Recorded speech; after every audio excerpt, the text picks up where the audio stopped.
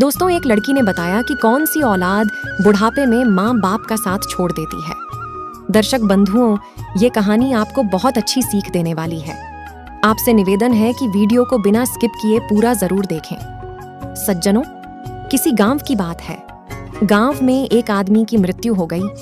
उसके परिवार वाले, सगे संबंधी, उसके बेटे उसकी अर्थी को लेकर अंतिम संस्कार के लिए रवाना हुए। सारे लोग मिलकर उस मृतक को लेकर शमशान की ओर जा रहे थे। उसके 4 बेटे थे।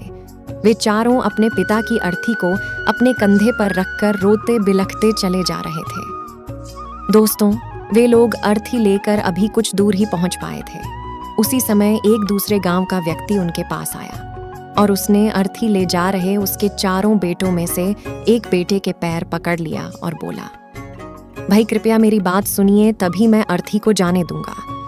दोस्तों, उसका ऐसा आचरण देखकर सारे लोग वहीं रुक गए और उस आदमी से पूछने लगे कि हाँ भाई, तुम क्या पूछना चाहते हो? कृपया अतिशीघ्र अपनी बात कहो। तब वह आदमी बोला, भाइयों, मेरे साथ बड़ा धोखा हो गया, क्योंकि जिस व्यक्ति को तुम लोग ले जा रहे हो, इसने मुझसे 5 लाख रुपए कर्जा लिया था और यह आज मेरा कर्जा लौट आए बिना ही मर गया। 5 लाख रुपए एक मोटी रकम होती है, उसको भला मैं कैसे छोड़ दूं? जब तक मुझे मेरे 5 लाख रुपए नहीं मिल जाते, तब तक मैं अर्थी को आगे नहीं जाने दूंगा। दर्शक बंधुओं, 5 लाख रुपए का नाम सुनकर उस मृतक आदमी के बेटे कहने लगे, भैया, आपके पैसों के बारे में पिताजी ने हमें कभी नहीं बताया, इसलिए आपके पैसे हम नहीं लौटा पाएंगे।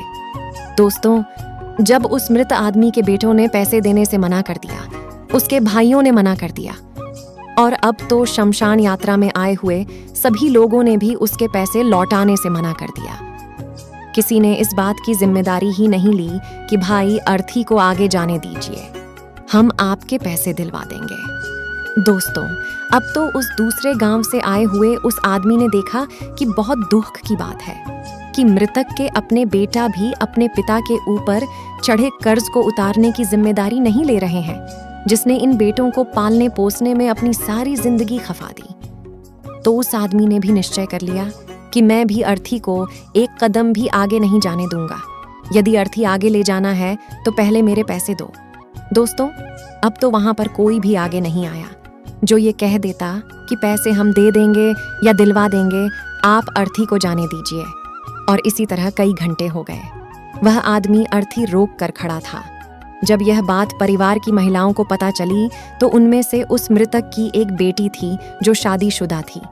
उसने सुना कि एक आदमी उसके पिता की अर्थी को आगे नहीं जाने दे रहा है, तो उसने बिना देर किए अपने सारे गहने और कीमती वस्तु वह सब लेकर उस आदमी के पास पहुंच गई और बोली, भैया, आप मेरे यह सारे गहने और कुछ पैसे ले लीजिए और मेरे पिता की अर्थी को आगे जाने दीजिए। आपके जो पैसे रह जाएंगे मैं धीरे धीरे करके सब चुका दूंगी। दोस्तों, इस घटना को देखकर वहां मौजूद सारे लोग हैरान थे। लड़की द्वारा दिए गए गहने और पैसे लौटाते हुए वह आदमी बोला, नहीं बहन, यह गहने आप अपने पास रखिए। दरअसल बात कुछ इस तरह है कि आपके पिता पर मेरा कोई कर्जा नहीं है, उल्टा 5 लाख रुपए मैंने ही आपके पिता से कर्ज लिए थे, जिन्हें मैं आज लौटाने के लिए आया था। अब यह तो मर भी चुके, तो मैंने सोचा कि इतनी बड़ी रकम मैं किसके हाथ में दूंगा? आखिर इन पैसों का असली हकदार कौन है? इसी बात की परीक्षा करने के लिए मैंने यह सब किया है। अब मैं जान चुका हूँ कि इन पैसों को लेने के हकदार ना उसके बेटे हैं ना भाई हैं, क्योंकि पिता के ऊपर कर्ज की बात सुनकर यह पीछे हट गए। जो पिता पूरी जिंदगी इन बेटों को पालने पोसने के लिए दिन रात मेहनत करता रहा, वही बेटे पिता के कर्ज को उतारने के लिए तैयार ना हुए।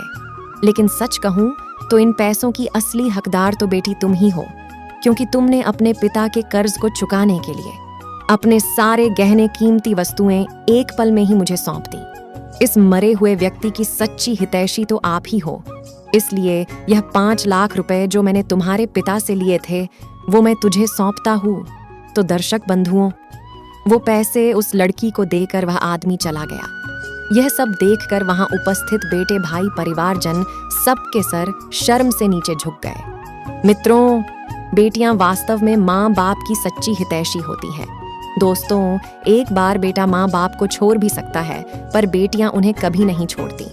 अपने माँ बाप के बुरे वक्त में वह हर समय तैयार रहती हैं, और बेटियां तो अपना माँ बाप को ही अपनी दौलत समझती हैं। फिर भी आज के निर्दयी पिता बेटियों को गर्भ में ही मरवा देते। वे यह भूल जाते हैं कि बुढ़ापे में जब बेटा ठोकर मार देगा तो उसकी बेटियां ही उसका सहारा बनेगी। वह यह भी भूल जाते हैं कि उसका नाम केवल बेटा ही नहीं चलाएगा, बेटियां भी उसका नाम चला सकती हैं। आजकल ऐसी हजारों बेटियां हैं जिन्होंने अपने माता पिता का नाम रोशन किया है, जिन्होंने बेटों द्वारा ठुकराए जाने पर अपने माँ बाप को सहारा दिया है। तो दोस्तों, इस संबंध में मैं आपको एक और छोटी सी कहानी सुनाने जा रही हूँ, जो बोटियां की आपको कीमत समझा देगी। मित्रों, यह एक विद्यालय की बात है। एक दिन विद्यालय में एक नई अध्यापिका आए। वह देखने में बड़ी खूबसूरत थी। उनकी उम्र लगभग 30 वर्ष के आसपास रही होगी, लेकिन उन्होंने अभी तक शादी नहीं की थी। उनकी अधिक आयु को देखकर विद्यालय में पढ़ने वाली छात्राओं ने अनेक तरह के अनुमान लगा रही थीं। एक दिन कुछ छात्राओं ने उनसे पूछ ही लिया कि मैडम, आपने अभी तक शादी क्यों नहीं की? हम देख रहे हैं कि आपकी उम्र विवाह की उम्र से काफी अधिक हो चुकी है। अक्सर इस उम्र में हमारे समाज की बेटियां विवाह करके अब तक बच्चों वाली हो जाती हैं। मित्रों, छात्राओं के इस प्रकार पूछने पर उन मैडम ने बताया कि देखो, मैं आपको पहले एक छोटी कहानी सुनाती हूँ, उसके बाद तुम्हें मेरी बढ़ती उम्र में अविवाहित रहने का कारण पता चल जाएगा। तो फिर वह लड़कियां काफी अच्छे से मैडम की कहानी सुनने लगी। फिर मैडम ने कहा, किसी गांव में एक पति पत्नी रहते थे। बेटों के लोभ में उनके घर में 5 बेटियां हो चुकी थीं, पर बेटा नहीं हुआ था। जब 6वीं बार उस महिला ने गर्भ धारण किया तो उसके पति ने उस महिला को खूब धमकाया और कहा कि देखो, हमारे घर में 5 बेटियां पहले से ही हैं। अगर इस बार भी तुमने बेटी को जन्म दिया तो मैं उस बेटी को उठाकर किसी सड़क पर या किसी कूड़े के ढेर पर फेंक आऊंगा। अब पति की धमकी से आहत होकर महिला सारी रात रोती रही और भगवान से प्रार्थना करती रही कि अगर मेरी बेटी को कूड़े में फेंका जाएगा तो हे भगवान, मुझे बेटी मत देना। परंतु वो कहते हैं ना कि विधाता के लेख को कोई भी नहीं बदल सकता। इतनी प्रार्थना करने के बाद भी उस महिला ने फिर से एक बेटी को जन्म दिया। उसके पति ने देखा तो गुस्से में तमा गया। उसका आधा खून जल चुका था। वह गुस्से में उस एक दिन की नवजात को उठाकर ले गया और रात के अंधेरे में शहर के चौराहे पर चुपचाप रखाया। माँ सारी रात अपने कलेजे के टुकड़े के बारे में सोच कर रोती रही और भगवान से प्रार्थना करती रही कि उसकी बच्ची की रक्षा करना। दोस्तों, इधर जब सवेरा हुआ तो निर्दयी पिता चौराहे पर घूमने के लिए गया। उसने सोचा, चलो देख आएं कि बेटी को कोई उठाकर ले गया या नहीं। और जब वह चौराहे पर पहुंचा तो उसे अपनी आंखों पर भरोसा नहीं हुआ। वह जिस बच्ची को रात के अंधेरे में चौराहे पर फेंक कर गया था, वह बच्ची अभी भी वहीं पड़ी थी। उसने उस नवजात को जीवित रखने के लिए चौराहे से उठा लिया और घर ले आया। पूरे दिन उसे घर पर रखा और शाम को जब अंधेरा हो गया तो फिर उस बच्ची को लेकर उसी चौराहे पर रखाया। और संयोग की बात तो यह थी कि दूसरी रात में भी कोई उस बच्ची को उठाकर नहीं लेकर गया। वो सुबह गया और बच्ची को फिर उठा लाया। वो कई दिन तक ऐसा ही करता रहा। रात होने पर बच्चे को चौराहे पर रखता था और सुबह होने पर उसे उठा लाता था। अब इसे आप परमात्मा की इच्छा समझो या कुछ और, उस बच्ची को कोई उठाकर नहीं ले जाता था। इसी तरह उसको त्यागने के चक्कर में 1 साल बीत गए। तब पत्नी ने उससे कहा, अरे अब भागे। यदि यह बच्ची किसी और की किस्मत में होती तो अब तक कोई उसे उठाकर नहीं ले जाता। यह भगवान की ही मर्जी है कि तुम ही इसका पालन करो। उस निर्दयी पिता को भी कुछ समझ में आ चुका था। उसकी सोच बच्ची को त्यागने को लेकर बदल चुकी थी और भगवान की इच्छा समझकर उसे रख लिया। धीरे धीरे समय बीतता गया। एक दिन माँ ने फिर गर्भ धारण किया। इस बार उसने एक पुत्र को जन्म दिया और यह देखकर पिता बहुत प्रसन्न हुआ। उसे ऐसा लगा जैसे संसार की सबसे बड़ी खुशी उसे मिल गई हो। लेकिन इधर एक दुखद घटना घट गई, क्योंकि इधर ये पुत्र की खुशी मना रहा था, उधर उसकी 6 बेटियों में से सबसे बड़ी बेटी का देहांत हो गया। बेटी के मरने पर भी पिता को विशेष दुख नहीं हुआ, क्योंकि उसे सबसे बड़ी पुत्र की खुशी मिल चुकी थी। 1 साल बाद माँ ने एक और बेटे को जन्म दिया। अब तो पिता और भी अधिक खुश हो गया, लेकिन उसकी 5 बेटियों में से एक बेटी और गुजर गई। इस तरह उसके घर में हर साल एक बेटा जन्म लेता था और एक बेटी मर जाती। इस तरह उसके 5 बेटों ने जन्म लिया और एक बेटी मरती गई। अब तो केवल एक ही बेटी उसके घर में शेष रह गई, जिसे वह रोजाना चौराहे पर रखकर आता था। लेकिन अब वह पिता अपने आप को बड़ा सौभाग्यशाली समझ रहा था कि उसके अब 5 बेटे हैं और एक ही बेटी है। उधर वह अध्यापिका यह कहानी सुनाते सुनाते जोर जोर से रोने लगी और उसने अपने आंसू पोंछकर छात्राओं को बताया कि उस पिता की जो बेटी जीवित बच गई थी, वह बेटी मैं ही हूँ। मुझसे ही मेरे पिता पीछा छुड़ाना चाहते थे।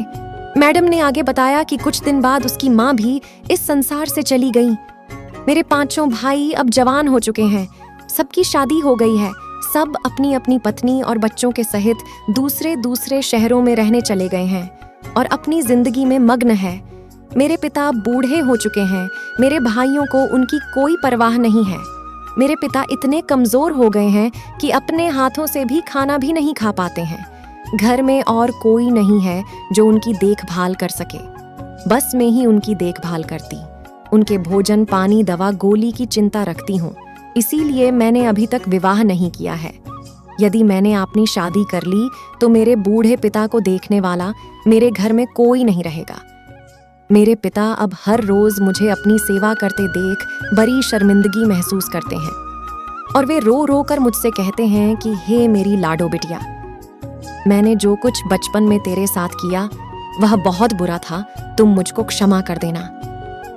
मैंने तुझे त्यागने की बहुत कोशिश की, लेकिन शायद भगवान इसीलिए बार बार तुझे वापस कर देता था, ताकि बेटियों की उपयोगिता मुझे मेरे जीवन में समझा सके।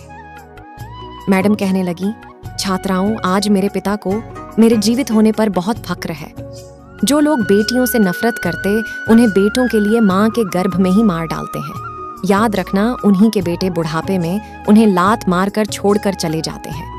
उन्हीं के बेटे उन्हें दर दर भटकने के लिए मजबूर करते हैं। उन्हीं के बेटे उन्हें वृद्धा आश्रम छोड़ आते हैं। उनके ही बेटे उन्हें बुढ़ापे में मारते, पीटते और जलील करते हैं। जिनकी सोच बेटियों को लेकर घृणित और छोटी रही है, उन्हीं माता पिता के बेटों ने उन्हें अकेला रहने के लिए मजबूर कर दिया। ये परमात्मा का वह दंड है जो बेटा और बेटी में भेद करने के कारण उन्हें मिला है। इसलिए मेरे प्यारे मित्रों, आपसे गुजारिश है कि बेटियों को कभी नीची नजरों से मत देखना, उन्हें कभी माँ के गर्भ में मत मारना, वरना इसका पाप तुम्हें बुढ़ापे में दर दर भटक कर अकेला रहकर बेटों के हाथों मार खाकर चुकाना पड़ेगा। अध्यापिका की कहानी सुनकर वे सभी छात्राएं फुट फुट कर रोने लगे और सोचने लगी कि आखिर कैसी है समाज की ये घृणित सोच। जिस स्थान से बेटा आता है, उसी स्थान पर बेटी भी आई है। भगवान ने गर्भ में पालने पोसने में उसमें कोई अंतर नहीं किया, पर यहाँ निर्दयी मनुष्य उनके पैदा होने से पहले ही उनमें अंतर कर देता है, उन्हें नीची नजरों से देखने लगता है।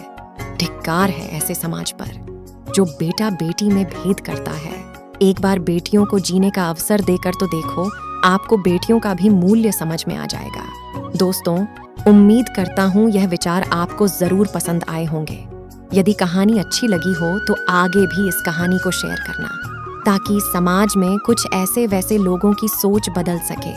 और हाँ, बेटियों के प्रति जो नफरत करते हैं, माता रानी ऐसे व्यक्ति से दूर ही रहती हैं। जो बेटियों से प्रेम करते हैं, उन पर माता रानी सदैव प्रेम बरसाती है, सदैव उनके दिल में वास करती है, जो बेटियों से प्यार करते हैं। दोस्तों, इतनी ज्ञानवर्धक वीडियो के लिए चैनल को जरूर ही सब्सक्राइब कीजिएगा और कमेंट बॉक्स में जय माता दी जरूर लिखिएगा।